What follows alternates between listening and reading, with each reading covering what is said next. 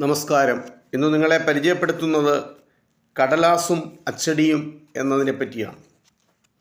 പഴയകാലത്ത് തോൾ ചുരുളിൽ ആണ് ആളുകൾ ഓരോ കാര്യങ്ങളും രേഖപ്പെടുത്തി വച്ചിരുന്നത്. കടലാസും അച്ചടിയും ഒന്നും ഇല്ലാത്ത ഒരു ലോകത്തെക്കുറിച്ച് നമുക്ക് ചിന്തിക്കുവാൻ പോലും കഴിയില്ല.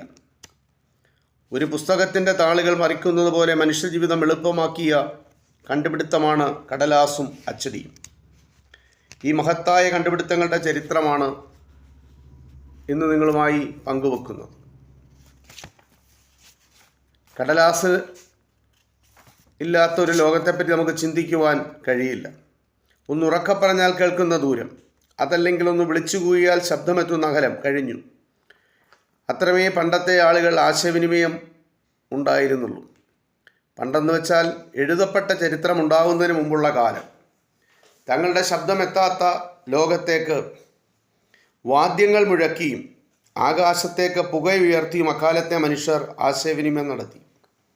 എന്നിട്ടും വിചാരിച്ച പോലെ ആശയങ്ങൾ കൈമാറാനാവാതെ വന്നപ്പോൾ അവർ വിപ്ലവകരമായ ഒരു കണ്ടെത്തൽ നടത്തി. അതാണ് എഴുത്ത്. വരയായിരുന്നു എഴുത്തിൻ്റെ മുൻഗാമി.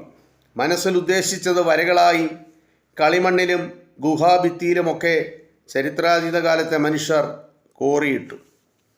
എല്ലും കല്ലും കമ്പും ഒക്കെ ഉപയോഗിച്ചാണ് അവർ വരച്ചിട്ട രൂപങ്ങളിൽ ആ ലിപികൾ പിന്നീടുണ്ടായത്. ആ വരച്ചിട്ട രൂപങ്ങളിൽ നിന്നാണ് ലിപികൾ ഉണ്ടായത്. ഏതാണ്ട് 6000 വർഷങ്ങൾക്ക് മുമ്പ് സുമേറിയയിൽ അത്തരമൊരു ചിത്രലിപി ജന്മമെടുത്തു. ക്യൂനിഫോം എന്നായിരുന്നു അതിൻ്റെ പേർ.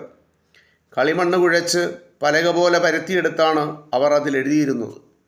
അതിനൊരു കുഴപ്പമുണ്ട്. കളിമൺ ഫലകകൾ ഉണങ്ങുന്നതിന് മുമ്പ് എഴുത്ത് കഴിയണം. ഉണങ്ങിക്കഴിഞ്ഞാൽ പിന്നെ അവയിൽ എഴുതാൻ പറ്റില്ല.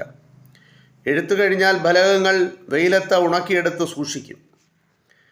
ഇതേ കാലത്ത് തന്നെ ഈജിപ്തിലും ഹയറോഗ്ലിഫിക്സ് എന്ന ചിത്രലിപി രൂപം കൊണ്ടു. കരിങ്കൽപ്പാളികളിൽ അക്ഷരങ്ങളും ചിത്രങ്ങളും കൊത്തിവെച്ചായിരുന്നു ഈജിപ്തുകാരുടെ എഴുത്ത്. വൈകാതെ കല്ലിനും കളിമണ്ണിനും പകരം എളുപ്പമുള്ള എഴുത്ത് സൂത്രങ്ങൾക്കായി മനുഷ്യൻ അന്വേഷണം തുടങ്ങി. ആ അന്വേഷണം എത്തിച്ചേർന്നത് കടലാസിലാണ്.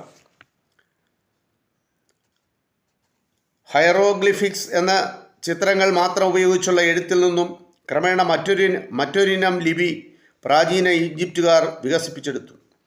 ചിത്രങ്ങൾക്ക് പകരം ചിഹ്നങ്ങളും മറ്റും ഉപയോഗിച്ചായിരുന്നു ഈ എഴുത്തുരീതി. ഡെമോട്ടിക് എന്നറിയപ്പെടുന്നു ക്രമേണ ഈ ലിപി. അതിന് വലിയ വൻ പ്രചാരവും നേടി. കടലാസിൻ്റെ ചരിത്രത്തിലെ നിർണായകമായ വഴിത്തിരിവുണ്ടായത് പ്രാചീന ഈജിപ്തിലാണ്.